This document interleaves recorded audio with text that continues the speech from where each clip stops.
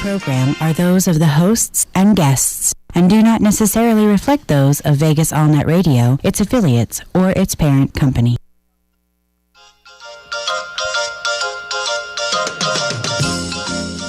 It's Thursday night, and it's time to unwrap Las Vegas right here on VANR. That's VegasAllNetRadio.com, which means it's time for Vegas Unwrapped. The phone lines are open at 702-483-4444. Now, without further ado, here are your hosts, Aaron Phillips and Ricky Cash. I'm back! Just in time. I am finally defrosted from my trip to New Jersey. 12 flipping degrees when I landed last Friday in Newark, New Jersey.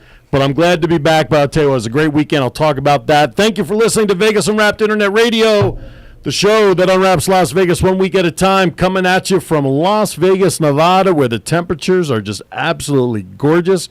Close to 80 degrees. And Mr. Cash, we are back at it again. Congratulations On 6th year 6 years. anniversary. Yes. Wow. And they said it would never last. No, that was me that was saying it. 6 years. It only seems like a year ago when we were celebrating our 5th anniversary. And that's what somebody said to me today. You're right. doing your 6th? Scott. Scott said it? Scott said, did you just do your 5th year? Yeah, I said, yeah. yeah, last March. And you know what? It really, I got to be honest with you, it sort of came up so fast where last year we were talking about it months in advance and we were able to plan some cuts and things. This year, it's just like all of a sudden, here's the 6-year anniversary, and we're just going to do some reminiscing tonight. And I think we're going to have a caller calling in here in about 5 to 10 minutes that will share some thoughts with us. But yeah, 6 years, man. And I do believe the listenership probably has doubled tonight because we've advertised this one. Been on Facebook, and I guess you've been tweeting a little bit. I've been tweeting, LinkedIning it. Right. Facebooking it. Plus, hey, I want to thank Corey Taylor Talks. You and I were just guests on her show, which precedes Vegas Unwrapped from 6 to 7, giving us an opportunity to be on the other side of all the questions and Q&As and an opportunity to talk about our 6th anniversary. And I learned something new.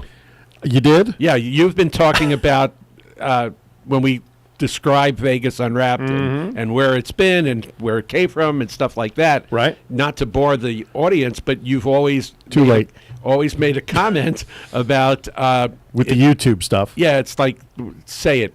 Go ahead. Well, when we have the television cameras, it's like looking behind the Wizard's curtain. And he's been saying that for years.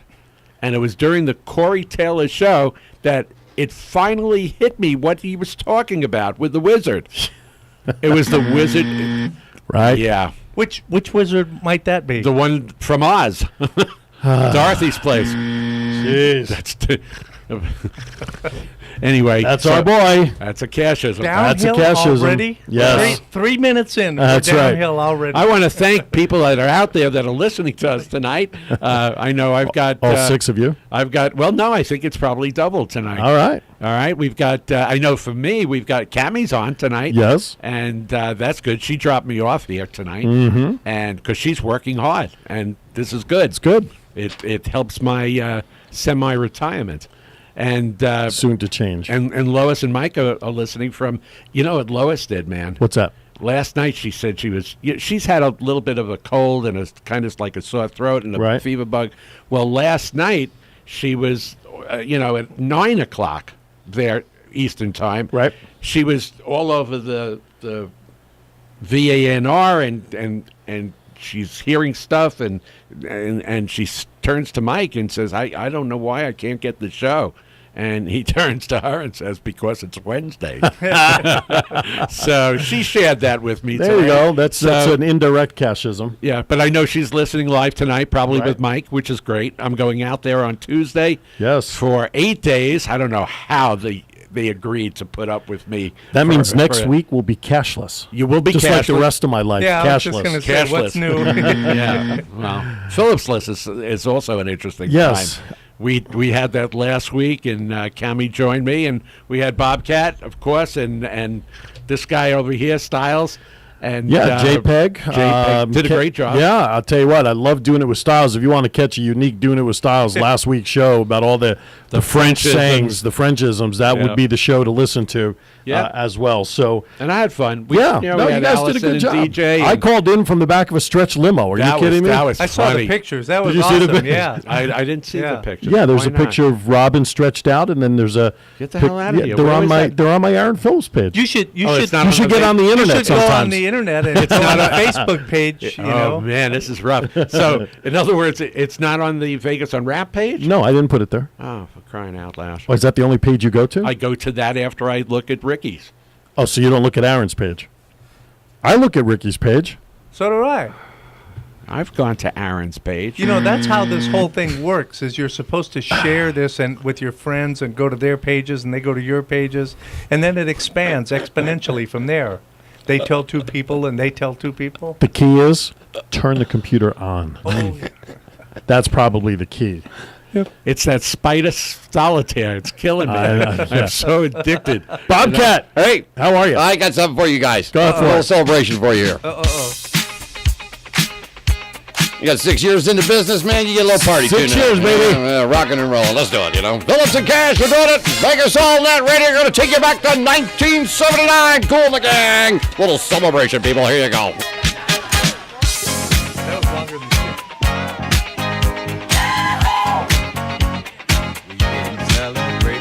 That's enough of that shit can now, will you please? Yeah, we're celebrating. Disco's dead.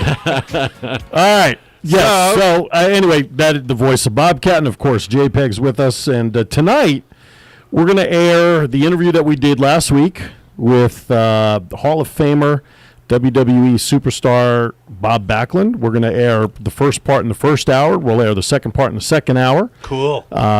We have I have a guest calling in, hopefully in about 5 minutes.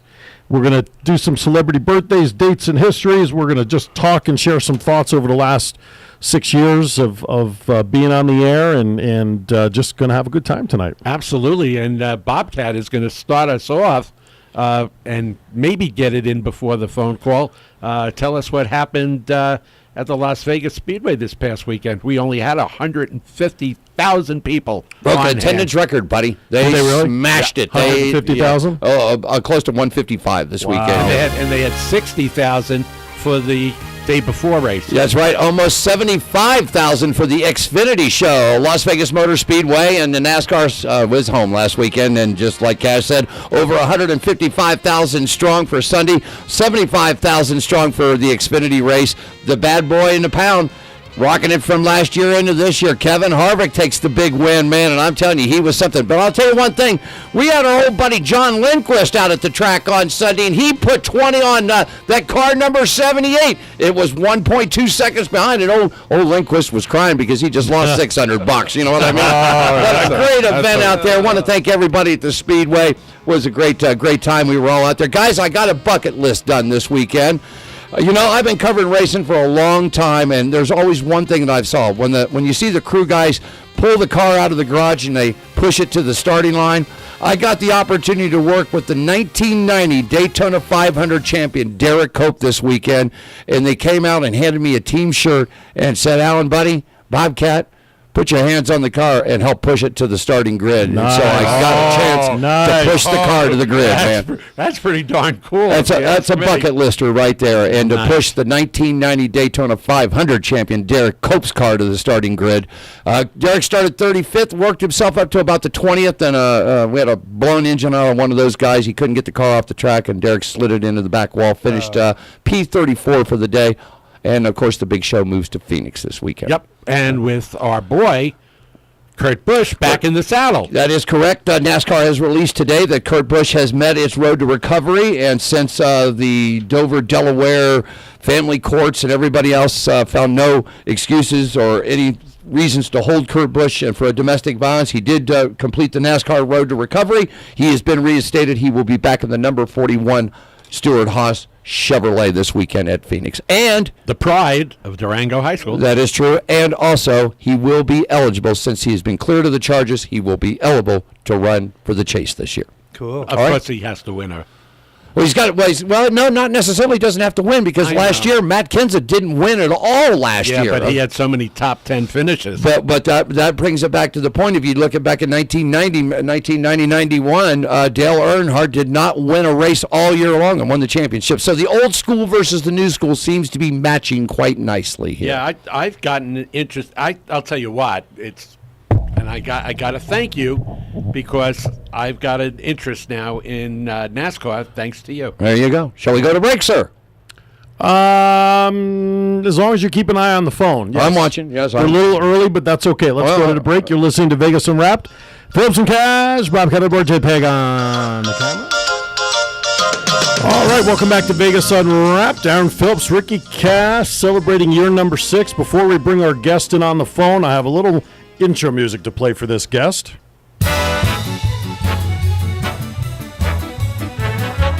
Mr. Cash, this should give you a little hint as to who our guest is on the phone. I am so excited. All right, calling us all the way from Pigeon Forge, Las Vegas's loss is their gain. Our good friend and lovely participant of our show over the years, one of our first original guests 6 years ago when we aired, Mr. Brian Hoffman, who does the Red Skelton Tribute Show, now down in Pigeon Forge.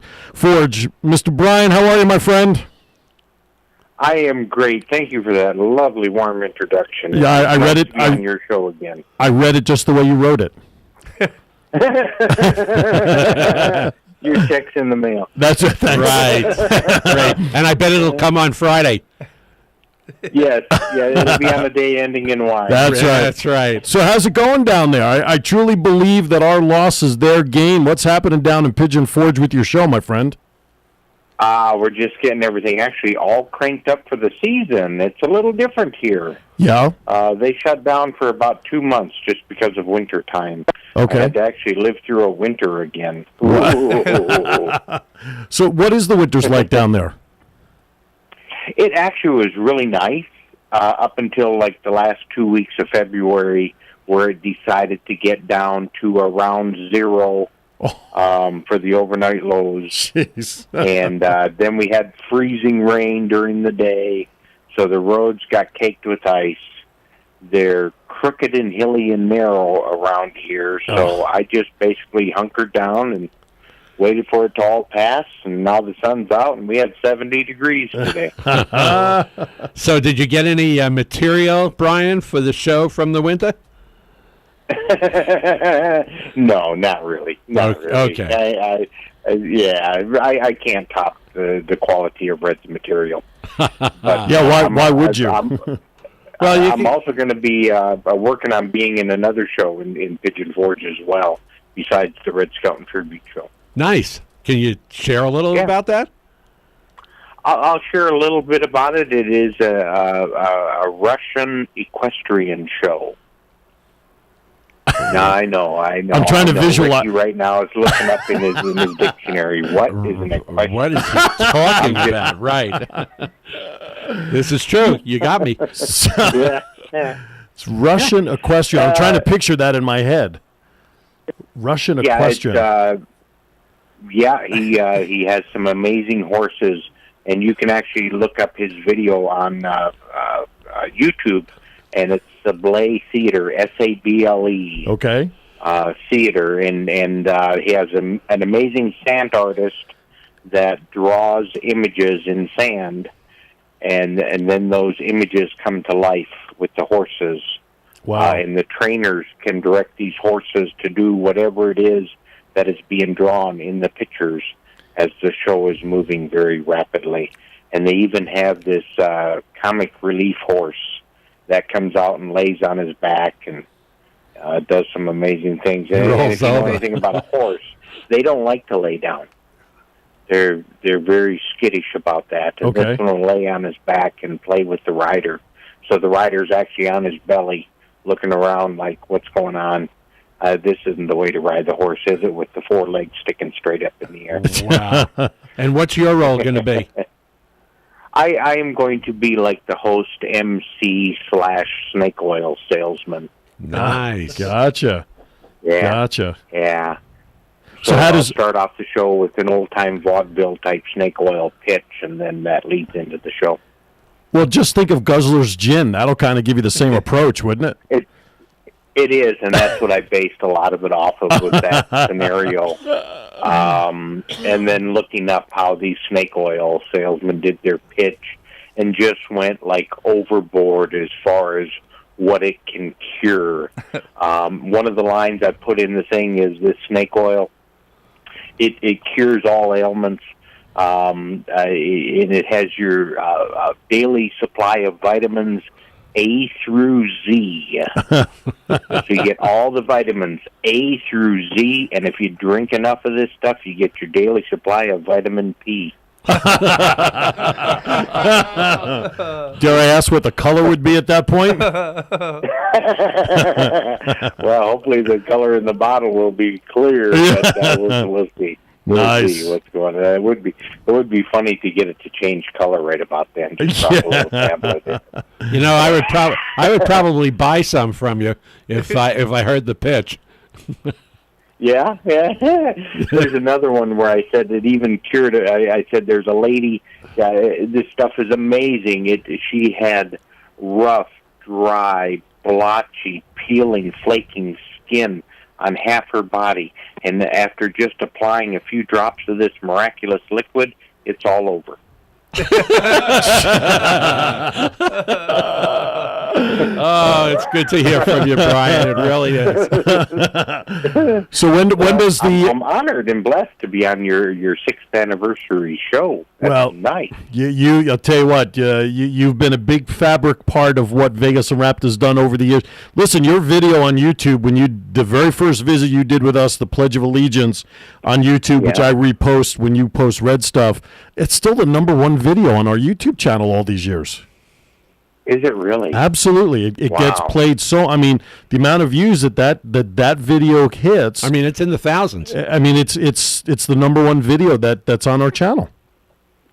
Well, good. And I hope it brings more people to your channel. Well, that's the process. That is the hope and process of what we would hope our YouTube channel brings to our listener base. So, but anyway, listen. So when does the Red Show start down there, and where can people get ticket information? They can still get ticket information on my website. Okay. RedSkeletonComedyShow.com. Okay. And the show starts Tuesday. Oh, okay. And how does it run weekly? On St. Patty's Day. Okay. Does it run weekly? What's the schedule for shows? The schedule for shows in Pigeon Forge to start off with is going to be Tuesday, of course, Red Special Day, Thursday and Saturday, and I'm doing a noon showtime. Okay. Nice. Yeah. That's great. It's before the old-timers nap, right? And this is what I tell people. It's right between the morning pill and the afternoon nap. There you go. That sounds like Cash and I right down the middle there. Definitely me, I tell you That's for sure. Listen, my friend, we'll let you go. Thank you so much for taking time to checking in with us. And, we miss you up here. And, thank you. And anytime you want to call in, please do so. You got something going on you want to share, just let us know. We'll be happy to do it. Absolutely. I appreciate it. God bless you guys, and you have a great show and another 6 years of success. Thank you so much. Thanks a lot, Brian. Take it easy. Bet. Send the check to Vegas Unwrapped. Right. Yeah. Hey, I'm already a member of the Ricky Cash. I know you are. That's right. As a matter of fact, listen. You need to text me a new address because so we can send you our stuff. Yeah, your stuff. You bought it when you were still here. Oh, that's right, I did. Yeah, so I would like you to text me 702-764. You're assuming he's got a pen and paper to write with right now. Well, you know. I'll give him your number. We'll make it easier. How's that? Okay, yeah. You got my number. I have right? your number. I'll give Cash your number, and he can text you from there. Yeah. I think I can handle Excellent. that. Okay. All right, my That friend. sounds good. Stay well. Thank you, my friend. Thanks. You too. Brian Hoffman, Red Skelton tribute artist extraordinaire. Every time. We've had him on a lot, but every time we've had that man on this show, he has cracked everybody up. Absolutely. Every time, you know, with Gertrude and all his characters, and if you're friends with his Facebook page, he posts jokes out there all the time. They're all clean. I was just going to say, there's something to be said about straight humor that's clean, with no curse words, no drugs, no nothing involved. There's something to be said for that, and it's just good stuff. He's classical. He Absolutely, really is. He was definitely someone who was put on this earth to do what he does for a reason. And he does a great job with it. So, all right, you know what we're going to do? Another early break. We'll step aside for it. Then when we come back, we'll do part 1 of the Bob Backlund interview. How's that sound? Sounds good. Does that work? Does that work, Mr. Boardop? Whatever you guys would like, man. Are we going to break? We're going to go to break. Take us to break. Well, I can do that for you, too. Good evening, ladies and gentlemen. You're listening to Vegas Unwrapped with yours truly, the Bobcat, Jake Peg, and, of course, the stars of the show, Aaron Phillips and Ricky Cash. Interview with Mr. Bob Backlund coming up next. Stick with us. All right, welcome back to Vegas Unwrapped. Aaron Phillips, Ricky Cash, the crew is in the house. All right. Unwrapping Vegas, 1 week at a time. There you go. Las Vegas Radio is Vegas Unwrapped. Hey, about a week ago, guys, we had the distinct pleasure, really for me, it was, you talk about bucket list items, but back in 1978, I got to see this man perform in Madison Square Garden and beat superstar Billy Graham for what was then the WWF, Worldwide Wrestling Federation Heavyweight Championship. Went there with my dad. It was the first live event I ever went to for wrestling. And 6 degrees of separation. Henry Hill's significant other, Lisa Chanelli Caserta, happens to know Bob Backlund. And Bob was in town last week for basically what was a toy convention over at Circus. He appeared down at the Toy Shack. He spoke at UNLV. And with Lisa's help, Phillips and Cash got an opportunity to interview Mr. Backlund. And here is part 1 of that interview. All right, welcome back to Vegas Unwrapped. 2, 3. All right, welcome back to Vegas Unwrapped. Aaron Phillips, Ricky Cash, JPEG behind the camera. We are now honored and pleasured, just beyond words, to welcome to Vegas Unwrapped a Hall of Famer, Mr. Cash.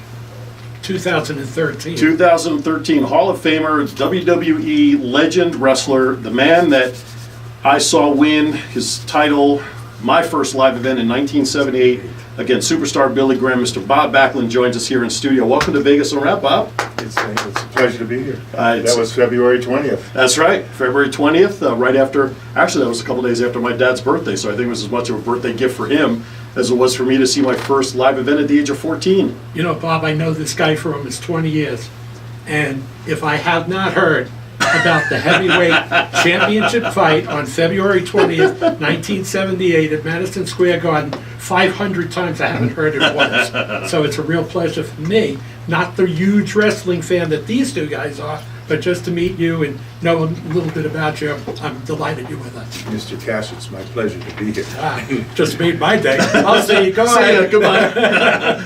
Well, I'll tell you, it's an honor for us, and I mean, there are just so many questions that wrap around in my head, not only about wrestling in general, but I mean, you were, for me, and probably many wrestling fans from that genre that knew you from WW at the time, was called the WWF, Worldwide Wrestling Federation. You were probably the first real superstar that people were able to latch onto as someone to follow in the wrestling, dare I say, arena. I mean, that's big stuff nowadays. Yeah, it's to me, to be the right kind of person is very important. Sure. And to be a person that people can say, I want my children, my little girl and my little boy to grow up like that person is very important. And you were that all-American boy image, and clean and wrestled technically, and never said a bad word about anybody. You had that persona down, and I think for a lot of kids, it worked for me, because here I was, I saw you live at the age of 14. I'm like, doggone it! I mean, this is class here. And I think there's probably a lot of people out there that felt the same way. Well, If they didn't, shame on them. I appreciate it. And yeah, no, I really appreciate the wrestling fans that supported me. It was very energizing to walk into Madison Square Garden and hear the building shake when you walk out there. It made me have a lot of strength and a lot of power. And I know I wasn't the biggest guy, I wasn't the meanest guy, I wasn't the best wrestler, but the amount of energy that the people put into my body was outrageous. Adrenaline is a huge factor, but pound for pound, Bob, you were right up there with some of the classics. I mean, some of the big guys. I mean, you and I talked about it coming here earlier. You put Hulk Hogan up into a single armbar lift. I mean, not too many people can say that. Yeah, that was called the short arm scissor. Short arm scissor. He had me in a hole called the short arm scissor, and I picked him up with one arm, and he weighed 340 pounds at the time. And he should have been doing that to me. And twirling you and everything else. Wow, outrageous. So, go ahead, Cash. Bob comes out of classical training, Yes. South Dakota State. Mm-hmm. North Dakota State. It's And along with North Dakota, during the 60s and 70s, were tremendous wrestling powers. Mm-hmm. But I saw a picture of this guy in a football uniform. So I know you did. I know you dabbled in that. Was there any point in time that you thought maybe you were going to make football the career and not wrestling? No, football was, I was very interested in football because I didn't have to diet. In wrestling, my junior year in college, I played in the bowl game in July, in the 9th. It was just called the Camellia Bowl, and we won the game. And the wrestling season had already started. I lost 40 pounds in a week. In a week? And I lost the first match because I lost. I don't want to ask. I don't want to ask how. Wow. I lost 40 pounds in a week, and so I could get on the team. Wow. We got to the national tournament, and I wasn't seeded because I didn't have enough matches. I needed one more match. I only had 9, and I didn't get seeded at 190 pounds. They had a tournament at North Dakota that year, the NCAA's. It was. You had a very special trainer that I read about back in the college days. Can you recall that person? Well, my coach was Bucky Vaughn. Yeah, that's the guy. And he was from Pittsburgh area in Philadelphia. Another wrestling powerhouse, Pittsburgh. He was the only wrestler to go from the NIAI, which was the smallest, and then he won the Division Ones. He was a really tough guy. Yeah. Not real big, but a tough guy. He wrestled 150 pounds. So how did you transition from basically, to the professional ranks, to all the different territories that you wrestled? Talk to me about how you progressed into professional wrestling back in the day. How did you progress into the different territories? Yeah. Growing up, I watched wrestling, but my mom's the one that loved it. If we were out on the road and it was getting close to 9 o'clock in the morning, we had to turn around and go home to watch the Crusher. Back then, she was big into it, but I watched it a little bit with her. But Gotcha. As I was growing up, I knew the wrestlers, and I got to know them. And it was sort of an accident. I was training at a gym in Minneapolis called a 7th Street Gym. Okay. And, there was a guy named Eddie Sharkey that was training wrestlers. Okay. And he asked me, if I'd work out there a few days, and there were some of the wrestlers that were in the Vergania Wrestling Organization, Oh, sure, AWA. sure. And I went through the school system. Who was your first ever opponent that you faced? My first match. Professionally. My first match was down in Baton Rouge. Baton Rouge. Baton Rouge. And it was Ricky Starr. Okay. Dare I ask who won? No. They test you. Okay. It was. Well, obviously you passed the test because your history, your wrestling is legendary because you wrestled in all the major territories. You have multiple titles. People don't realize also that you are a rather significant tag team wrestler as well. You held many belts in the tag team ranks as well. What's the transition like from wrestling solo to wrestling in the tag team? Well, in a solo match, you're out there the whole match. Right. It's just you, and I like that individuals part of wrestling. Like you're out there for yourself, right? And you work hard, you win, you get a reward. you lose, you got to accept that loss. And especially in amateur wrestling, I think in amateur wrestling, it prepares a young man or a young lady for life more than any other sport, because you have to take that loss and you have to do something with it. And if you don't, you're not going to get any place. Right. But as soon as you learn when you lose why you lost, you're going to climb the ladder of success. And that's what happened to me. I lost every match I had for 5 years. They wanted me to quit. But I just picked up and started trying to ask. I started bugging my coach about, what did I do wrong? Why did I lose? Right. And and that was for a lot of years. It must have been frustrating because you were so successful in college. When you lose, you get mad and you get depressed about yourself. So, and then now you don't have a good attitude when you go out in the ring. If you don't have an attitude, I'm going to win, why even go out there? So, but after I started learning a little bit about, I made a foolish mistake on a takedown. I put my head down. When you have your head down, you go down. Which way do you go when your head's facing? So, but that's one of the reasons I love amateur wrestling, because of what it does for young people and prepares them for life. Because when you get out there in the world, it's you against the world to get that job. And the same thing in wrestling. It's you against your opponent. You can't blame it on the quarterback. You were the second longest holder of the major title for, what was it, about 7-8 years that were closer to 6 10? years. 6? Okay. Hogan was ahead of you, and then you were ahead of Bruno, right? You're in between Hogan and Bruno as far as your longest reign. Yeah. That's today you're lucky if a title holder holds it for 6 months or a year. I mean, it's just so different now than back then, and we were talking earlier in the green room. I mean, technical wrestling is few and far between today. It's not what people want to see, and it's unfortunate because that's really where the art form of wrestling is. Yeah, well, especially the people that have watched what it was before. Right. They know the difference. They know there is a difference. There's some people out there that when they get to be older, they're going to say that same thing about wrestling. Right. It's not like when I was a kid. Right. Right. So, but the wrestling has changed, and there is a sort of an art to the game. You start out at this level, and then you end an hour later at this high level. Right.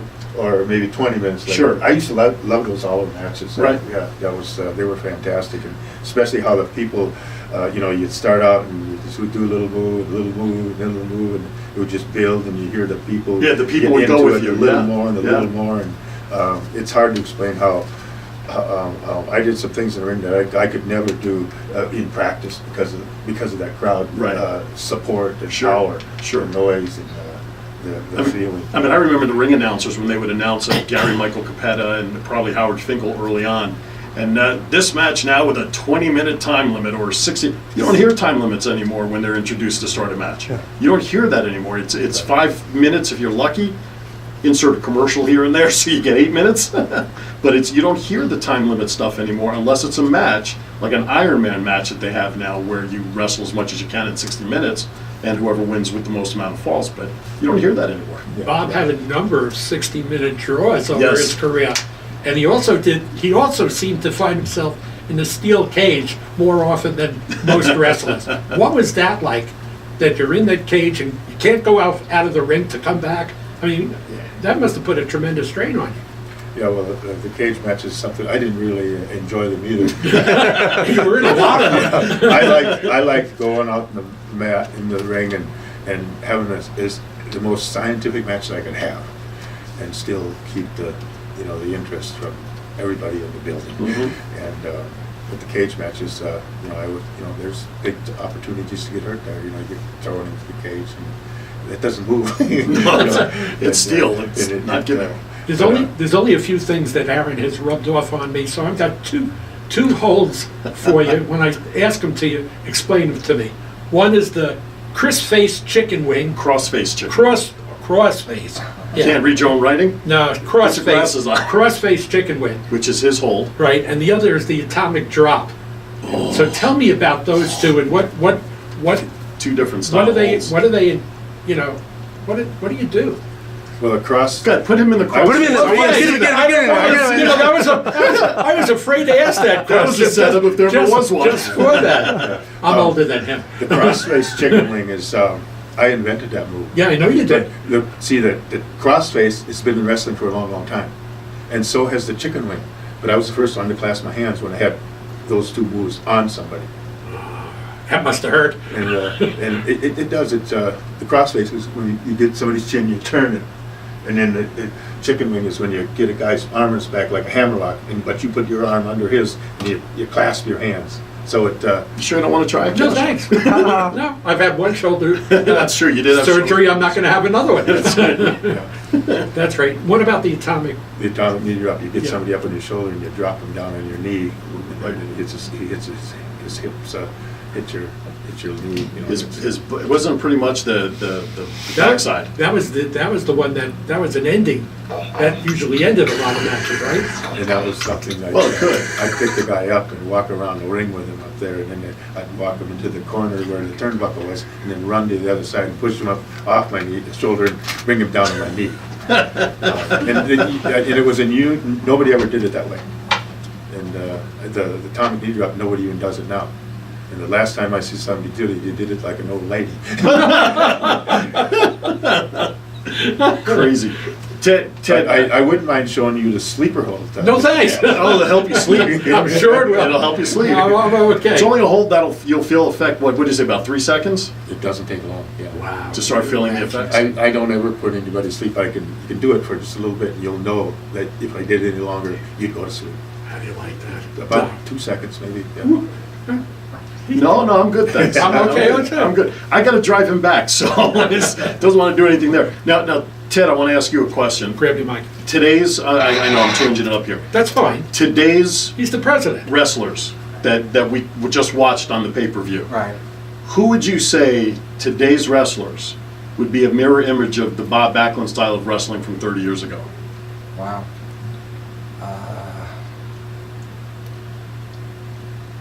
I'll give you multiple. I guess Daniel Bryan. There you go. I said the same thing, that just from a technical standpoint, Right. I would say that because Daniel is a technical wrestler by nature, per se. Right. And of course, Bob wrote the book on technical holds. I mean, could you imagine the two of them had a match today? Yeah, that would be pretty interesting. Yeah, I mean, I had to think about it for a second. Yeah. You know, but yeah, Daniel Bryan would be the one closest today.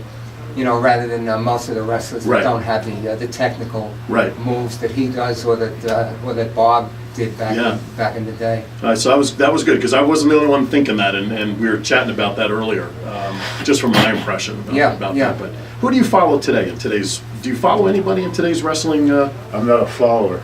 Okay. I'm a leader. You really? I just showed you. I think I was in the sleeper there for a second. I apologize. Who do you watch? You know what? I hardly watch television. Really? Okay. I'm doing something all the time. Yeah. I can't stand retirement. I can't stand sitting at home. It's so boring. I'm out there doing something. I got to imagine all the years being on the road, that adrenaline rush, like you said, going into arenas. It's kind of tough to replace that. And I work out every day. Okay. I don't miss a workout. If I have to, I get up at 5 o'clock in the morning, do my workout. There you go. Do what I got to do. But where was home for you, Bob? Well, home. I was raised in Princeton, Minnesota, and then we live in Connecticut now.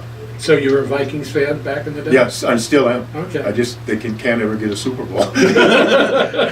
It's hard to live out in where you got the Boston team and then the Giants. Right. You know, right. You know, You're right. So, and still be a Vikings. You're right. Yeah. Connecticut, it's like a Civil War state. Yeah, really. You know. We've had Joey Brown. We've had the pleasure of interviewing Joey Browner, one of the great defensive backs from the Vikings in the past. So, all right, here's what I'd like to do. I'd like to step aside for a quick break, because now what I'd like to do after the break is we're going to talk about what Bob's doing now. He's got some appearances here in Vegas, and of course you can find him on Facebook for other future appearances. And I think President Ted and I are going to go see Bob on Wednesday down at the Toy Shack. So we'll talk about that on the other side of the break. You're listening to Vegas Unwrapped with Phillips and Cash. Don't go anywhere. We'll be back with Bob Backlund right after this.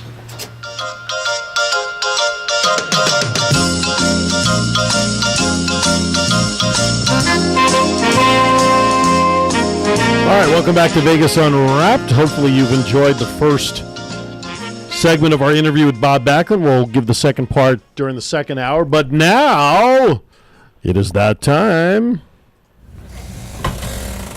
It's time for Doing It with Style.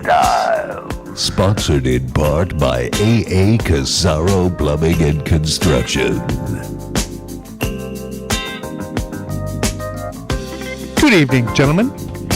Good evening. Time for Doing It with Styles with Mr. JPEG. It's gonna be. How are you gonna top last week? You just took the words out of my mouth. Well, I've got more of that coming, but not tonight. Okay. This last week, there were a couple of events that just captured my imagination, I guess. Captured my attention. Certainly the 60-year anniversary show, right? Absolutely. You already got your award. Yeah, I know. As much as I try to stay away from politics, I can't help it. Sometimes they just make it too easy.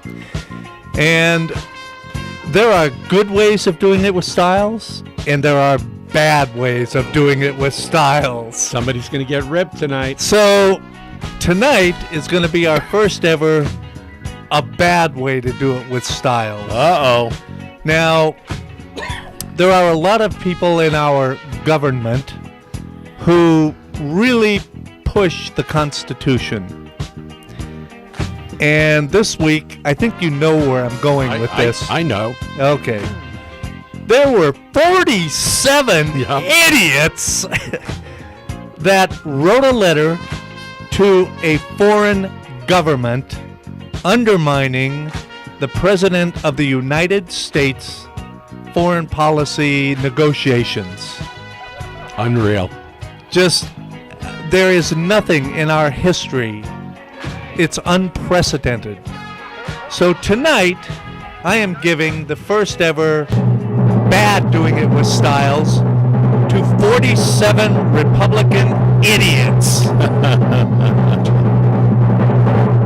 Sorry about that. Wow. Now, before I leave, or before I'm finished, I mentioned earlier that I found something in the green room when I was out there looking for bodies that I thought we could all benefit from. Mm-hmm. And I just thought it was interesting that it's just laying there and, it's informational or infotainment, so I thought that this was appropriate. So, here we go. Oh, my Lord. The Sex Bible. Wait a second. Phil, you got to read this here. Or somebody read this here. Yeah, read I thought the Heritage Museum was closed. A special evening with Dr. Lori Petito. Petito? Potato. Nasty. Come listen.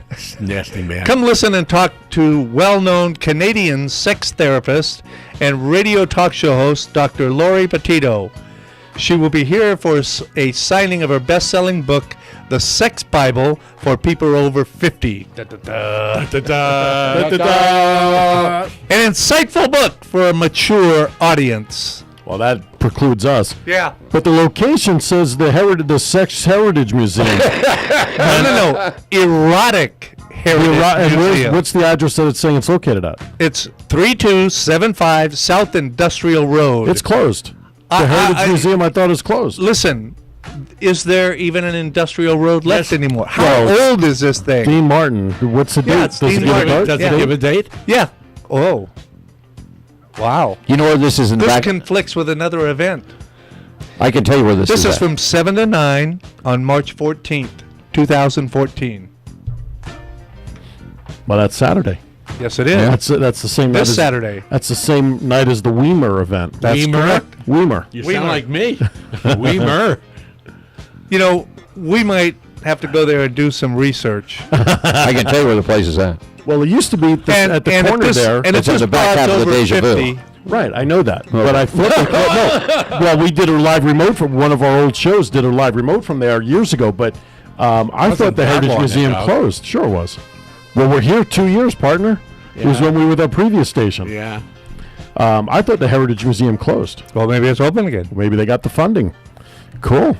All right, let's play the out. Thank you for listening to Doing It with Style. Sponsored in part by A.A. Casaro Plumbing and Construction and heard exclusively on Vegas Unwrapped.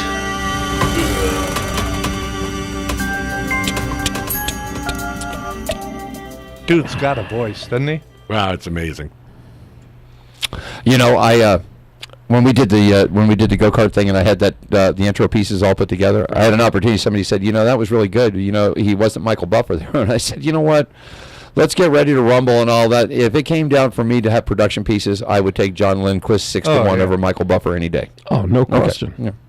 So he can rumble all he wants. He's the man, though. He is the man. He is absolutely great. But John Lindquist has a brain. Well, don't say that Michael Buffer doesn't, but I mean, he's got to be pretty smart because you know what he gets paid now to say, let's get ready to rumble? Yeah. $1 million. You get 10 seconds of warm-up and into the rumble and 10 seconds after. $1 million. I'll do it for half. Okay. Or $1,000. I'm in there. $50,000. What do you think, Cash? You in there for $50,000? No, it's got to be half. 2 tree haunted. Nothing from nothing leaves nothing. That's me. But you got to have some. Hey, did you hear about the story? And I'm going to end the first hour with this one before we go to top of the hour. Did you hear about this? These basketball players who stopped a game to stand up for a cheerleader who had Down syndrome? I saw that. Did you hear about that? I saw that. That was so cool. I'll see if you went to the Vegas Unwrapped fan page, you'd have it. Which, by the way, we're still sitting at 17-14. So get on over to Players Stop Game to Stand Up for Cheerleader. 3 players. Where is it? 17-14. We took a little trip down the. There's a song about it. Was it 17-14? In 1816, we took a little trip down the Mississippi to the modern Mississippi. But that was 1816. Bobcat, how did they get into doing this? I don't know. I'm just trying to keep up here, sir. 1714. And who said 1714? You did. I said 1714? You certainly did. How many likes do we have on our fan book? Oh, okay. Well, I'm thinking about the story that I'm trying to get out. Cash, he's been Desiree Andrews for too long. Is an 8th grader and cheerleader at Lincoln Middle School in Kenosha, Wisconsin. During the boys' basketball game at the school, Andrews, who has Down syndrome, was being picked on by some fans in the stands. 3 of the players on the team noticed the teasing and weren't going to stand for it. Miles Rodriguez, Scooter Terrion, and Chase Vasquez immediately walked off the court during the game and told the bullies to stop. Since the game, Andrews and the boys have become friends, and according to TMJ in Milwaukee, she never walks to class alone anymore. The gym also has been dubbed Dee's house ever since, a tribute that Andrews calls sweet, kind, awesome, and amazing. Good for those young boys standing up to bullying. Absolutely. Gotta love that. Yes. Absolutely. There's hope.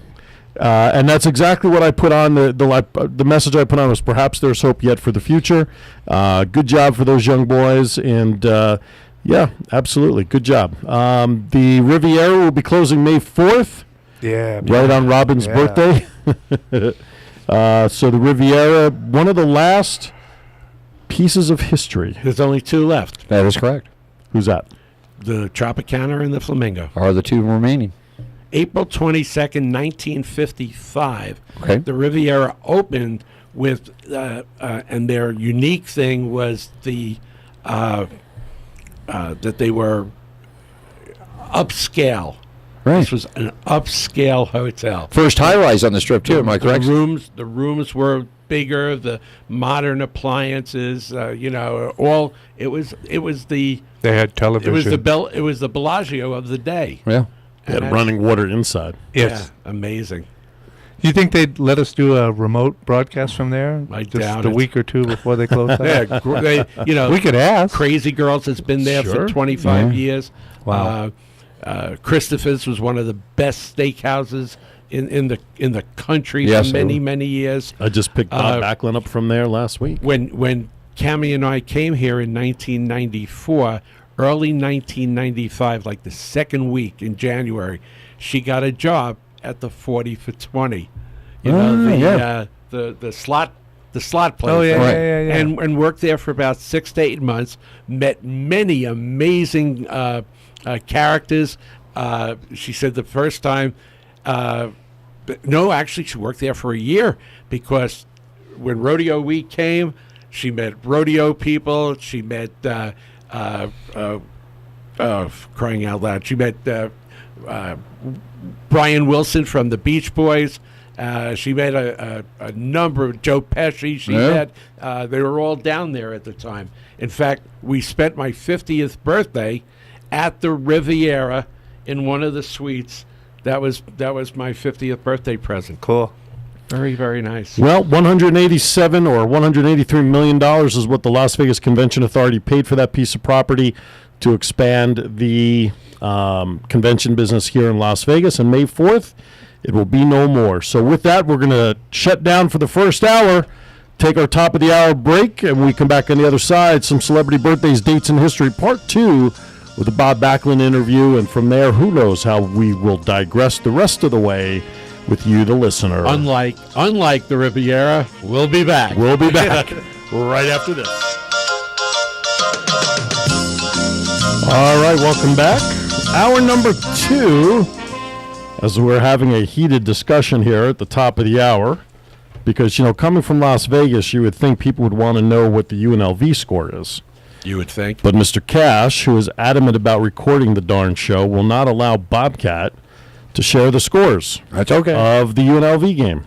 I respect that. So I am determined to find the score. Oh, God.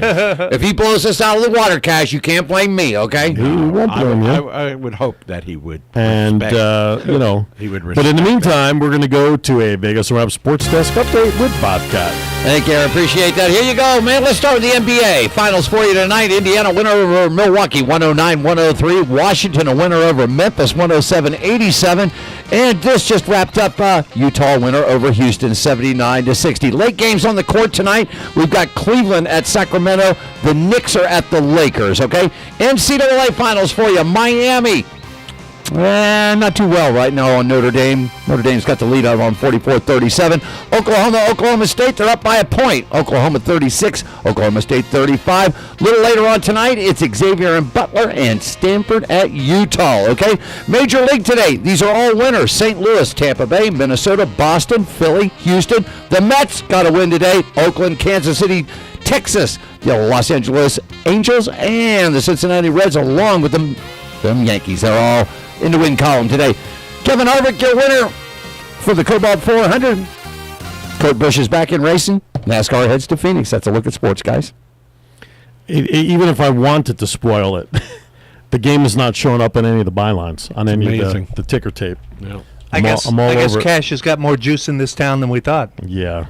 Quarterfinals tonight. Very big game. Yeah, well, I can tell you this much. My Nittany Lions won today. Yeah, in the Big Ten tournament. I was very impressed with that. That's an upset, too. Yes, of course it is. Anytime they win is an upset in basketball. I found it. The Iowa, oh, you did? I won't say anything. Just write it down and flash me the board so I can see it. This way he won't. I just want to know out of curiosity.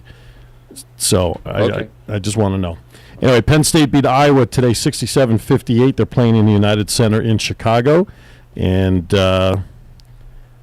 let's see. He's right, okay. And how about time, or is that a final? Is that a final? It's done. It's a done deal. I told you it would be over. Okay, very good. Hold on, he's got to erase it, though, first, Cash. Okay, you're clear. Thank you very much. Okay. You want to know who won? No. Want to know who lost? No. I'll tell you what, one team won, one team lost. Just answer me this, Batman. Was it close? What's your definition of close? What was the points in the point spread? Point spread was 6. San Diego's. It's in the ballpark. Okay. All San Diego was giving up 6? Yeah. Did you bet? No. Okay. I can't bet my favorite teams. It's just. Yeah, they lose. No, they do in most cases. I have the same problem. Anytime I bet on a team, it loses. So if I want a team to win, I bet the other team. See, if I answer the question with points, then you'll get an idea as to who won, so I wouldn't do that. I'll just say it was in the ballpark of the points. Fair enough. How's that? Good job. All right, hey, you know what time it is? It's time for... It's March 12th. It's almost the 15th. Almost the odds, but more importantly... Okay. If you're celebrating a birthday today, March 12th, you are celebrating a birthday with these people, and happy birthday from all of us at Vegas Unwrapped! Yes. All right, here we go. Number 1. I got to get the board ready. I'll get the board ready. Yeah, we got 3 of us now. You need a new marker. Yeah. You really do. Jeez Louise. Soon you're going to be writing it with blood. Yeah, really. That's his red permanent marker. Yeah, I don't allow those in the studio. Yeah, that's pretty cool. All right. That's all right. I'll just use a regular pen. I'll just grease board. Okay. I'm ready. Let's go. I guess I guess the good working markers falls by the wayside of water and candy in the machine. And there's a strawberry cookie. I know. That's dangling. When I went out to the bathroom, I tried shaking the machine. So did I. I tried getting it for you. I got busted doing that today. It's stuck there, yeah. Well, that's one of us laying on the floor with the machine on top of it. Oh, that's great. That's a sight. That's the advantage of doing a night show and no one's around the building. All right, politician Mitt Romney is turning how old today? Who cares? Oh, man, Mr. Mitt is 66 years of age today. 66. 67. 65. Oh, man, why do you always go the wrong way? 68 would be the correct answer. Because I was going to go 67, but he stole it from me. Adult actor Ron Jeremy is turning how old today? The hardest working man in show business. Right. Boy, one day I wanted to be him. You know what his nickname is? They call him the Hedgehog. Look at him. He looks like a hedgehog. He does. He's a nice guy, though. He does. He comes into town all the time for the AVN stuff. Yeah. And then some. Could we do a live broadcast from there sometime? Isn't he? Let's say he's 55. I was 55. His prime. Ron Jeremy's 60 years of age. 60. 63. 62 would be the correct answer. How about actress Liza Minnelli? Whoa, she's got to be old now. Shoot. I didn't even think she was still out there. She's got to be 71. 71. 73. 75. 69 would be the correct answer for Ms. Liza. That's terrible to say in the same sentence. She's cheating. Singer James Taylor is turning how old? Fire and Rain, right? Yeah, something like that. Yeah. He's got to be up Carolina there. on my mind. He's got to be up there, too. I'm 71. 71. 67. 67. He's 66. Give one to JPEG. 67 is the correct answer. I won one of those suckers. There you go. How about actor Frank Welker? Who's he? Well, let's see. American voice actor who became famous for his work in original animated series Transformers. From 1980 to 2011, he made more money than any other actor in Hollywood. Let's see. He provided the voice of Fred Jones in the popular cartoon series Scooby-Doo. Freddie. Played Freddie. I have no clue at all. Man, he's like one of those Casey Kasem guys, man. 70. I'll go 65. 71. 69, however, would be the correct answer. Former Major League Baseball player Darryl Strawberry. Spit it out. That's what she said. Had a house up on Toad Hill. Yeah, really. 43. 43. 51. Strawberry's 55. 53, however, would be the correct answer. Let's see. Actor Courtney B. Vance is turning how old? Oh, yeah. Played the role of Ron Carver on the television series Law and Order Criminal Intent and guest starred on TNT's The Closer. And right now he's in a show called Tyler Perry's show called The Haves and the Have-Nots. There you go. And he's really cool. 52 for the Bobcat. 52. 66. 66. 58. 55 would be the correct answer. Agent 99, Barbara Feldon from the old Get Smart television Is she series. still alive? I love her. She was the I hottest. ask you not to tell me that. Is how old? Barbara Feldon. Got it. 74. 74. 75. 75. 81. 82 would be the correct answer. Almost. Just short of the fence there, Mr. Bobcat. You're on the warning track. Politician Andrew Young is turning how old? Good. Wasn't he like a secretary too? He was. He was at the Martin. He's a Martin Luther King person. Former mayor of Atlanta and congressman from Georgia, who was leader in the 1960 civil rights movement and a member of the Southern Christian Leadership Conference in 1977. He was appointed ambassador to the UN by then President Jimmy Carter. 74. No, way short. 74 for JPEG. 83. 83 from Cashmeister. 86. 83 is the correct answer. Yes, right out of the civil rights movement. Yes, sir. Singer Al Jarreau is turning how old? Jeez, he must be 100. Al Jarreau. 65 for Mr. Jarreau. You think he's still that 65. young? I'm going to give him 20 years on that. 85. Whoa, man. 85. 77. 75 would be the correct Look at answer. That would have. You should have done that. Yeah. If you think about Yep. it. Broadcast journalist Lloyd Dobbins is turning how old? Good. I have no idea who he is. Yeah, he's on CNN. 38. 38. I'll say 50. 50. 38. 76. How about 79 would be the right answer? Whoa. CNN reporter Jake Tapper is turning how old? I've never even seen these guys.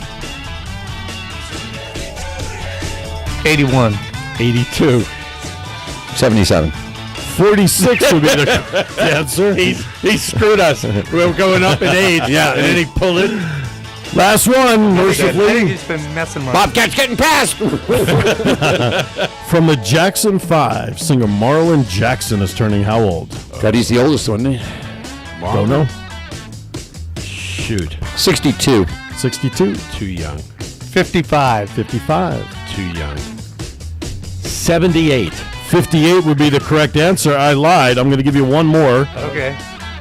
Actor Jason Begg is turning. He is Sergeant Voight from Chicago PD. He sure is.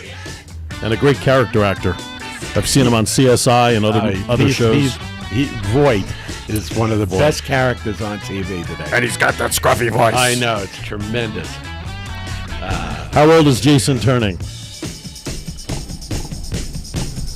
46. Who's Jason turning? Yeah, 73. Oh, 73. no, he's young. Oh, he's a young guy, man. I'd say he's 39. 55 would be the correct answer, and that does it for celebrity birthdays. Oh, thank Wishing God. you all a happy birthday from all of us at Vegas Unwrapped. Wow, he sure doesn't look 55. No, he doesn't. Son of a gun. Do you watch that show? Religiously. Oh, I do too. With Chicago Fire as well. Both. Combination. Yeah, and you know what I like about the two shows? They don't ignore each other. No, they don't. They're in the same city, same everything, and they cross over all the time. All the time. Love it. I think that's great. All right, here we go. And they also cross over with, and they have, with SVU. Yeah, but I mean SVU New York. But I'm talking but about. Still, I think that's so cool. But Chicago PD and Chicago Fire, they're in the same city. Why should they ignore each other? I think it's great that they cross over. Now, Hey, look, there's those guys. Would you like to see a 2 or a 3-parter with NCIS, New Orleans, L.A., and the one in the original? Would you like to see? Well, they haven't done all three. Now you've got to add CSI Cyber in there. But that's not NCIS. Oh, that's CSI. That's right. But I would love to see that. That would be great. I'd watch that. Too confusing. Oh, Here we go. Dates in history. Jeez. You got to get out of the box. I am out of the box. Think outside. Just get out of the closet. Bro, there. Yeah, wrong. What year did Franklin Delano Roosevelt deliver the first of his 30 radio addresses that came to be known as fireside chats?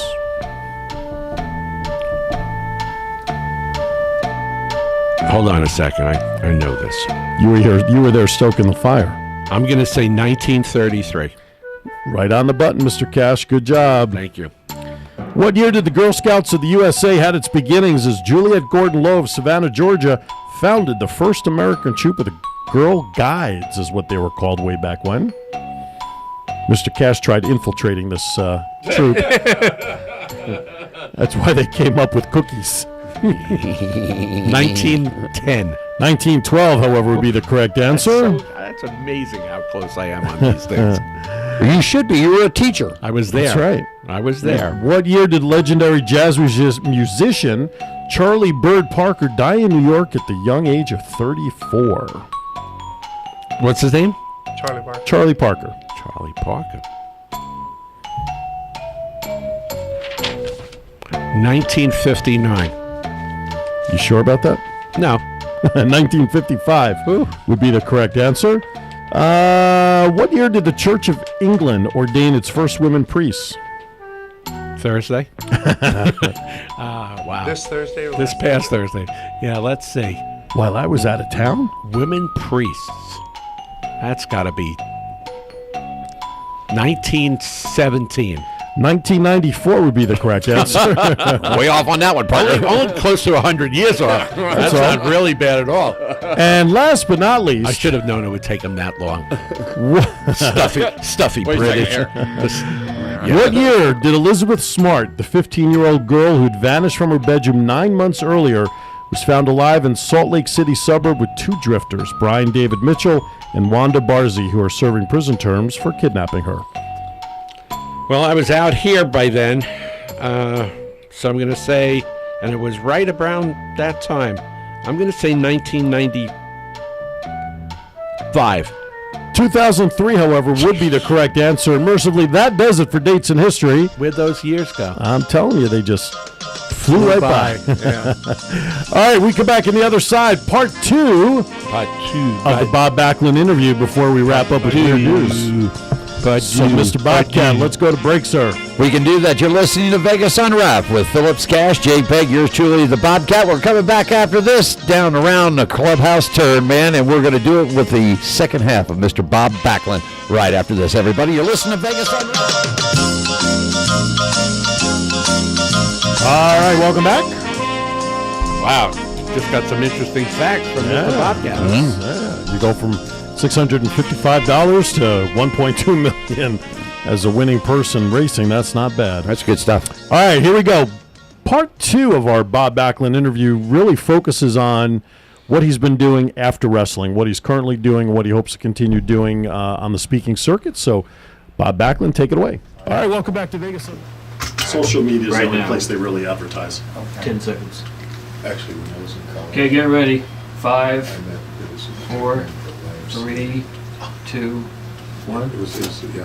All right, welcome back to Vegas Unwrapped. Aaron Phillips, Ricky Cash, JPEG behind the camera, Bobcat on the board, and our very special guest, Mr. Bob Backlund, Hall of Famer, Mr. Cash. We are in the presence of greatness, a true Hall of Famer. WWE induction 2013. It's not often that I do homework, is it? No, I know. This is very impressive. I hope you're happy. I'm very happy. Well, you know, after I've been hearing about Bob for so many years, I would have felt absolutely lost, you know, because it's not that I'm not a big fan. I haven't been exposed to it. Right. You know, whereas you guys... Well, even though we sat at your house 2 weeks ago, absconded with your 60-inch television to watch Fastlane, and you didn't come down the steps to watch it. I want to watch WrestleMania. Okay. That's what I want to watch. That's coming up end of the month. We I got heard. it. Okay. We got it. We'll be at your house. I'll be there. We got the 60-inch. That's right. All right, I'll be there for that. All right, by the way, Bob, you were down at, today was the toy convention, right? Over at Circus, right? Is that where it was? That was yesterday. Yesterday, okay. But tomorrow, here's what's really cool. So this is going to be a nice segue into Bob's after wrestling life, so to speak, and some of the things that he wants to do. Tomorrow night at UNLV at 7:05 p.m. at the, let's see, where is it? The Elite Athletics Complex, which is 4505 South Maryland Parkway. Bob's going to be speaking to the student athletes, the public, whoever's going to come down, and I'll let Bob mention what he's going to talk about. So get down there. If you've missed it, I'm sure Bob would be back in town again, and we'll probably be doing this. And then on Wednesday, down at the Toy Shack, our friend Johnny down there at Fremont Street, from 12 to 4 on Wednesday, Bob will be down there meeting and greeting and signing autographs, and he'll have posters available, pictures, whatever they do at these things. And President Ted and I will be running down there Wednesday, and you can come down if you're up to walking around, and we'll definitely see you down at the Toy Shack on Wednesday.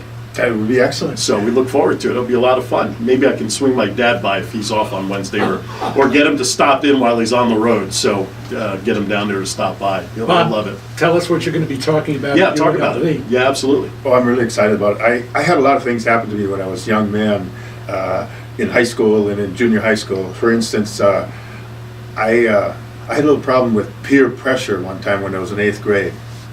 And I got to doing something maybe that I shouldn't have been doing, and then I was at a place one night, and the guys come over and said something to me about somebody who wanted to fight them, and I said, I'll fight them too, if you're gonna. And I thought they were my friends, And I went outside to fight these guys they were going to have a fight. They never came out. I went out there. I was all by myself. Wow. And doesn't surprise me at all. I would have done anything for these guys. I would have done anything. But I realized, when I went out there, I turned around and there was nobody else there. The guys that they were going to fight with didn't do anything because they thought I was crazy coming out there by myself. But anyway, I walked home that night. And I walked home. I was in 8th grade. It was 9 miles. It's Princeton, Minnesota, and you don't see a car for 9 miles sometimes. But all night on the way home, I was thinking, how do you know when somebody's really your friend? How do you know? Like you get into a group and you smoke a cigarette with them just because you want to fit in. That's called peer pressure.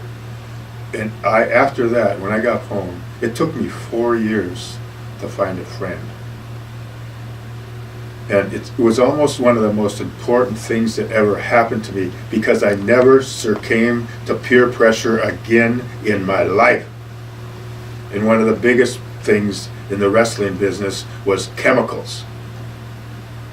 And sometimes they try to indoctrinate you into them.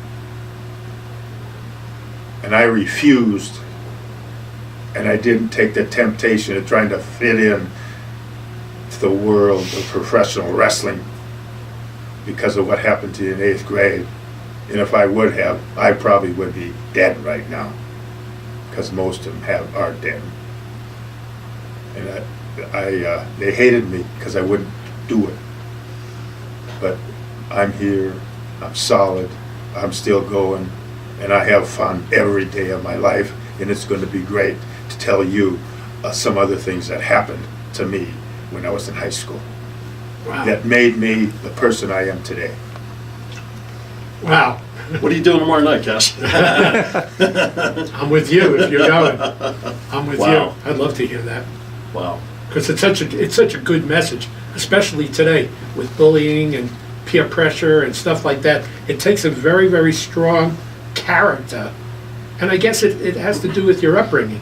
It's the way you're taught, and I think that was a long 9-mile walk, and you had a lot to think about during that time. And obviously, you came at a young age to come to a conclusion that many youngsters, young adults, don't ever come to. Yeah, no, and good job. Yeah, who knows? When you're younger, you don't know, and you make every decision you make. You're gonna make a good decision or a bad decision, and usually the easy road is going to be the bad decision, and it's going to affect you. It's not going to affect you right away. It's going to affect you later on in life. But the easy road is usually a road downhill to defeat. Aaron and I have been saying that the world is not that complicated. It's made up of choices, decisions, and consequences. It's not that hard.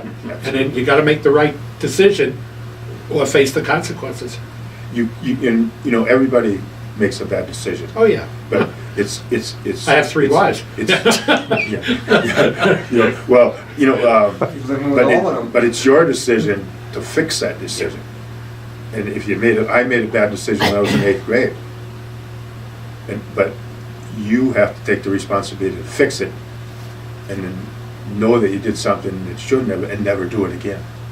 And it would have been easy for when I got into wrestling because you want to fit in. The top guys, you want to fit in. They can help you get ahead. But you have to fight against that and tell yourself, I'm going to do what's right for my future and for my health and for my family. And in the wrestling business, it was very important for me when I tell people not to take cocaine and steroids, that I didn't do it. I walk the walk. I don't just talk the talk. Wow. It's I guess it's not surprising because of what your experiences you had in the ring that 1978 most inspired wrestler, 1980 most inspired wrestler, but by 1984 most hated wrestler. And I think some of that had to do with the fact that you stayed on the straight and narrow line, and the public Didn't want to hear it. Didn't want to hear it anymore. You know, the 80s, they were already crazy by the 80s. You know, the youth. Yeah, absolutely, absolutely. And that's what made that character when he delivered those messages so anti-all-American, but yet he was speaking the truth. And rarely do you get that in the bad guy in wrestling, to speak the truth and be hated for it. Yeah. And he just amazing. Kind of like Just Captain America. Yeah, exactly, exactly. Although Bob didn't have a shield, he just had his hands. Yeah, really. He had his tools right there. Didn't need a shield. No, he didn't need a shield, that's for sure. So, all right, so you're going to be doing the speaking circuit now, delivering these messages, not only just to college students, but really anybody of any walk of life. Yeah, I was in Bristol, Connecticut, just before I came out here, and gave a speech at the Chamber of Commerce in the morning, and it was adults, and they were, you know, there were some people in their 30s, some people in their 60s and 70s, and you know, anybody and everybody can learn something and try to improve their lives at any age. But it is important to get out there and speak to you know, kids in high school and junior high school, and if you can just put it in their mind a little bit and maybe realize that you know, you can say no. Right. You can say no. You don't have to fit in. It isn't always the best thing to do. Right. And you don't have to just, oh, I'm going to please these people just because they want me to do it. Right. You got to think about it and see how, if you can't go home and say, Mom and Dad, I did this today, you got to question yourself in doing it then. Yeah, that's right. That's a good point. If you can't be proud of what you've done and share it with the family, it's probably something you shouldn't have done. Yeah, absolutely. That's a great point. That's a great point. Now, you have a book in the works, hopefully, coming out soon. Yes, sir. Be anxious to read that when it comes out. Really about your life, is that correct? It's about my life. It's about the wrestling career, and there's and again, I said this before. There's a bunch of things that happened to me between junior high and high school that by the time I was a senior in high school, I was ready to go out in the world and climb the ladder of success. Okay. I had another, all the things that happened to me really prepared me. And it wasn't necessarily going to the class every day. It's things that they don't show you and tell you about in schools. They'll teach you how to read, but do they teach you how to set goals? You have to have goals. Otherwise, how do you know where you're going to go? Right. Or how to get there. How to get there. Yep. Right. Yeah. So at this point in time, you're in a sense, you're giving back what you've learned and what you've done over the years. So well, what is your goal? Mr. Cash, I wouldn't say at this point in time. Young people have been important to me since I got out of college. Right, I get that. I had kids tournaments all through my career, different places. I tried to get as many kids into amateur wrestling as possible because of what I said about what wrestling could do for you earlier in the interview. I'm going to continue this because I have more time now, and I believe that our world needs somebody that's going to say it, and he's going to back it up. And he's not going to get out there and get his name in the paper the next day doing the same thing he did to tell you not to do. Since 2000, you've come back and gone into the ring on a number of occasions for different events for whatever reason you were doing that at the time. Is that still in your future? I mean, are you going to get back in there for some celebrity all-star or, you know, new generation, old generation? I mean, because I've seen some of it, and, you know, are you finished? Not necessarily. Okay. I feel good. I feel very energetic. I work out every day. No kidding. You almost broke my hand when I said that. My pulse was 45 the other day. And I told him that I wouldn't mind getting back in the ring. I'd like to see maybe put a little W back in it. Yeah. W for wrestling. I got that. Just want to make sure. I'm here. I am so tuned in. And I think there's a large market that really would like to see that. You know, I think after a while, when you see all the fisticuffs and the tables and the chairs and cement blocks, you know, it's nice to go back to that wrestling genre, go back to actually with the roots and the artistry of wrestling. And I think there's a huge market for that out there, especially those like you said earlier, who actually watched wrestling back in the day when it was wrestling before the entertainment part of it came in the mid '80s with wrestling and Rock and Hogan and Cyndi Lauper and those guys. So I think I would see it. I would pay to see you back in the ring as a wrestler again and wrestle. I would definitely do that. To see that technique again, just would be tremendous. Actually, he would. Randy Orton, his father Bob, and then Bob Sr. There's 3 generations. He's wrestled Randy Orton's father and grandfather. And we shared this story with you, there was talk that Randy Orton at one point was okay with the idea of Bob going back in the ring with him for Bob to have said he's wrestled 3 generations of wrestlers. How cool would that be? That would be awesome. Wouldn't that be neat? Outstanding. That would be tremendous. Oh, maybe we need to start a campaign for that. Okay. That would be fun. That would be great to see. Absolutely. Listen, we're running out of time. Again, I can't thank you enough for making time to come to Vegas Unwrapped. There's so much more we could talk about. Perhaps the next time you wing through Las Vegas, we can snag you again for some updated stuff. And now I know you have a Facebook page. Bob Backlund, All-American Boy, is out on Facebook. So you can see other places where Bob is going to be appearing and doing his thing.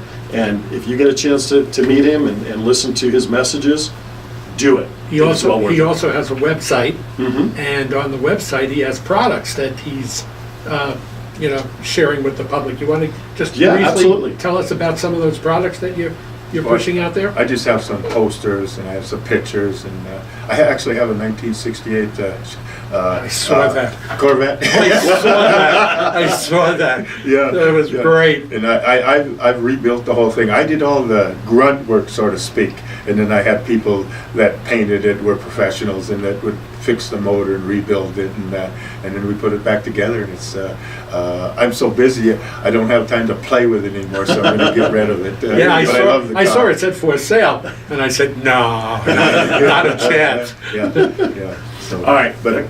Yeah, absolutely. I mean, check out the website. We're going to go down and see him Wednesday at the Toy Shack. And by the way, do you have any replica? Do you have replica belts, or do you keep the belts that you want? No. I have one belt. That's the one that holds up my suspenders. On that note, Bob, thank you again for coming in. It's been a great pleasure to chat with you and meet you. Any final messages for our audience? Next time I come here, it's Mr. Backlund to you. Yes, Mr. Backlund. Vegas Unwrapped, Phillips and Cash. Can't end it any better. We'll be back. All right, you know what time it is, kids. What time is it? It is time of the show where we actually realize we're a lot better off in our lives than we think. It is now time for weird news from around the world. Mr. Cash, start us off, why don't you? I am so excited. I am moving to Oregon. Really? Okay. Shooting upskirt photos of a 13-year-old girl is not illegal in Oregon. Oh, no! Declared Judge Eric Butterfield in February, thus acquitting Patrick Buono, 61, of the crimes of invasion of privacy and encouraging child sexual abuse. Bono's behavior was appalling, Judge Butterfield noted, but since the girl was in a public place, a Target store, and no nudity was involved, she wore underpants, the specifics of Oregon statutes were not violated. So, said Bono's lawyer, it's incumbent on us as citizens to cover up whatever we don't want to be filmed in public places. Get the truck ready, baby. Unbelievable. But a 13-year-old. Yeah, that's kind of... Listen. Pretty twisted, buddy. It is twisted, but wow. 13. Well, under recurring themes, News of the Weird has reported on joyous fertility festivals in South Korea and Japan, in which uninhibited celebrants brandish artistic penises, from parade floats to souvenir phalluses as jewelry, flower pots, food, etc., serving adults and, believe it or not, little kids alike. Well, it turns out that Greece also has such an annual spectacle called Bourani in the town of Ternavos on the first day of Lent, with historic roots based on inspiring fertile crops as well as human fertility.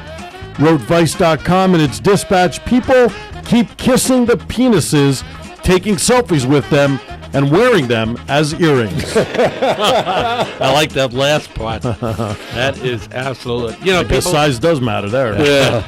Ooh. You know, people have issues, right? How many issues? No question about it.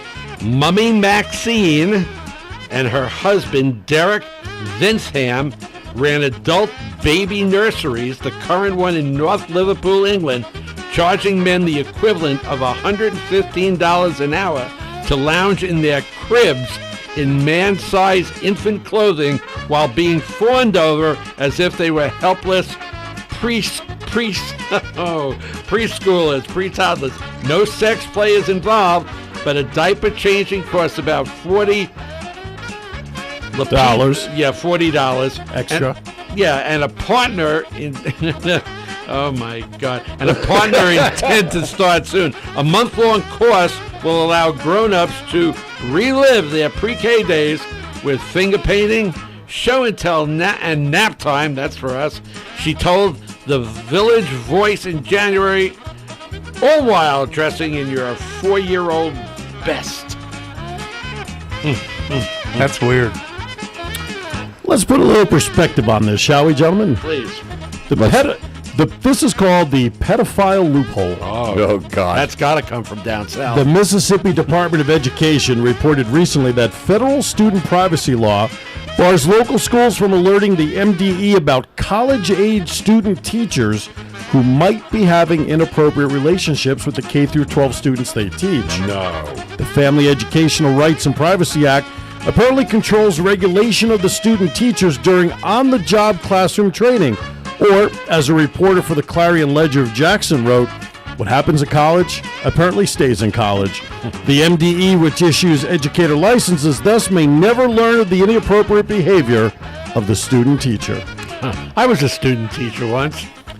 Only once? Yeah, just once. Just once? They threw me right out of that school. I can't understand why. Let's get a little religious, okay? Okay. The latest religious messages. All right. From Jimmy Swaggart. Marguerite Harrigan, 58, was charged with 2 harassment counts against a Jewish woman in Boise, Idaho. Wait a minute. There's actually a Jew in Boise, Idaho. Incredible. She might be the only one. In February, after the victim complained of being screamed at and roughed up by Harrigan, who was trying to pressure her to acknowledge a belief in Jesus. Jesus Christ. He's just a man, isn't he? Just a man. After Harrigan allegedly stepped on the woman's neck and pulled her hair upward, the victim promised to become a Christian. Harrigan then departed, but returned 2 days later to continue the alleged harassment. The genesis of the woman's relationship was unclear from news reports. Imagine if they were Jehovah's Witnesses. There'd be no hair to pull. Try to top that. The continuing crisis. No. This is a shame. Okay. America's least interesting couple. Okay. Bill Bresnan, 74, of Toms River, New Jersey, has written a love letter to his wife, Kristen, also 74, every day for nearly 40 years. Wow. That's more than 10,000 letters total. And counting, according to a February ABC News report. We've never had a fight, he said. The romance continues over, for example, playing boggle at breakfast or having candlelit dinners with wine. By the way, Kristen has hoarded all the letters filed by date in 25 boxes. Wow, that's good for them. That's pretty That's cool. incredible. All right, let's talk about our favorite subject, least Competent criminal. This might be embarrassing for some. Surveillance video released in February by the Irish Independent showed a small-time burglar trying to break into a car at 1 a.m. in front of the Pheasant Bar in Drogheda, Ireland, by smashing a window with a brick, but also showed that brick rebounded and knocked the man out, bloodying him. Was the glass made out of rubber or something? Unbelievable. Jerry Brady, owner of the bar, was just closing up and found the burglar dazed. but the man departed before police arrived. Only when Brady later viewed the victim video of the front of his bar did he realize what the man had been up to. Do you like owls? Yeah, man. Owls? Owls. Who doesn't? Who doesn't? They stare a little bit. A motorist, this is quick little story number one, a motorist smashed into a power pole at 2 a.m.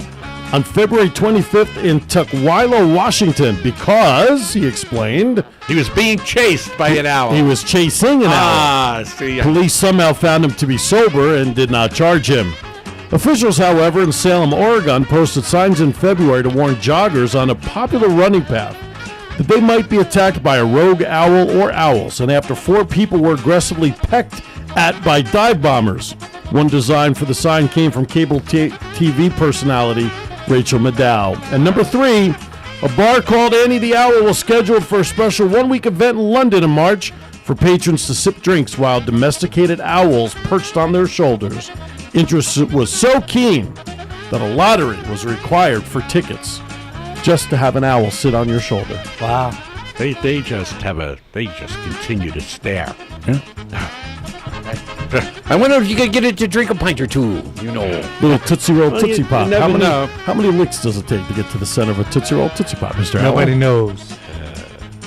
Let's go back to our least, how about least industrious criminals? Okay.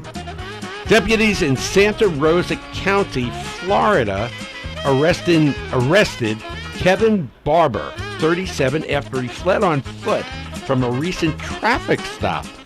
Deputies chased him a while, then called for the canine backup. And by the time the dogs arrived, a sound resembling a snorting wild boar saturated the area. What do you think? A snoring barber was found asleep under a tree and arrested. Hello. Well, let's try one more. Michael Casano, or Casano, if you will, 38, was arrested in Lodi, New Jersey. Oh, no. In February, after allegedly robbing the Hudson City Savings Bank of about $4,000. He was spotted minutes later, a block away, at Dunkin' Donuts, sipping coffee.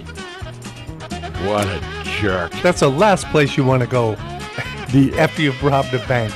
The annual National Basketball Association All-Star Game in February provided a windfall for the co-host arena's proprietor, James L. Dolan, whose family owns not only Madison Square Garden, but also the NBA's richest franchise, the New York Knicks, hockey's second richest, the Rangers, and the New York region's telecom juggernaut, Cablevision.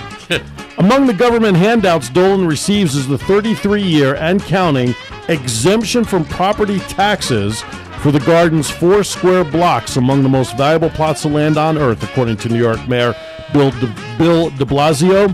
A government gift in 2014 alone worth $54 million that he does not pay in property taxes. And that does it. James Dolan, one of the worst owners in the NBA and in the NHL. And that does it for this week's edition of Weird News. New edition coming up next week.